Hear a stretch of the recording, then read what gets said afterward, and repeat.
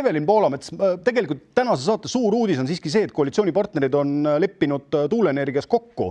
Et ma saan aru, et EKRE-le senine olukord sobis, koalitsioonipartnerid vaidlesid ja tuugeneid ei kerkinud. Et nüüd neid tuleb nagu seeni.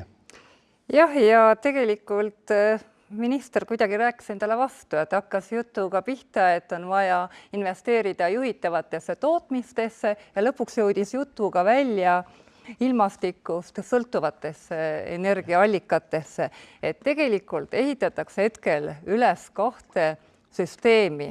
Üks on siis see ilmastikust sõltuv ehk tuuleenergia ja samas meil on puudu juhitavaid energia tootmisviise, aga maksumaksja tarbija peab ju mõlemaid elu üleval hoidma, mõlemate puhul peab ta maksma sinna, et need toimiksid, et siin ka Reinaas ütles, et näete, see on see varustuskindluse tasu, mida on vaja põlevkivikateldele maksta või neid üleval hoida, aga ma ei saa aru, miks siis ei investeerita põlevkivikateldesse. Muudkui räägitakse, et 60 aastat vanad ja kohe kukuvad kokku, aga ilma ka ei saa.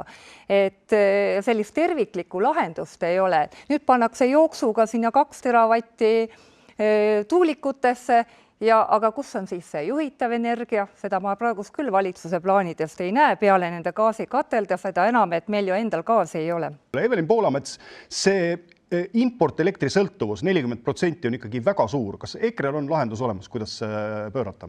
Jaa, meil on ju olemas põlevkivi ja see, et põlevkivi energia on kallis, on sellepärast, et sinna on juurde keevitatud 60% jagu makse.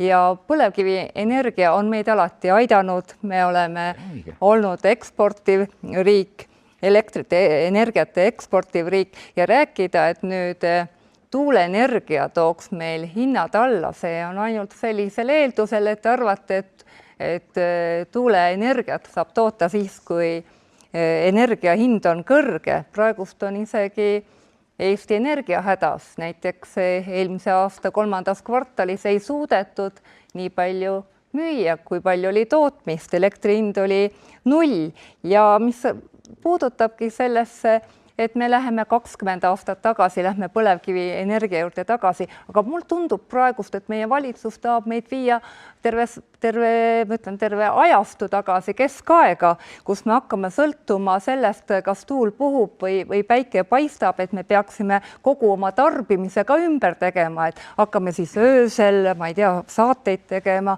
hakkame öösel tarbima ja see, et jaanuarikuus oli meil tuuleenergiat, oli ka ju öösel ainult, et selle peale välja minna, et me ikkagi jätkuvalt investeerime ilmastikust sõltuvatesse tootmisviisidesse, ei ole õige.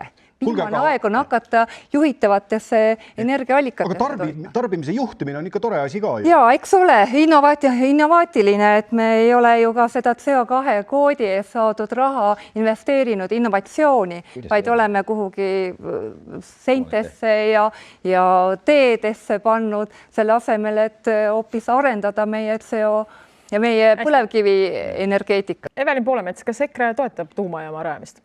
Ja loomulikult ja ma olen nõus ka sellega, et energiasüsteem peab ise ennast ära toitma, mitte lõputult peale maksta.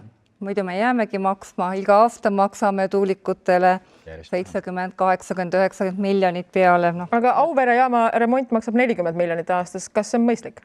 Eks seal on tehtud vigu ja eks need, kes seal juures olid, teavad, mis see probleem seal täpselt on.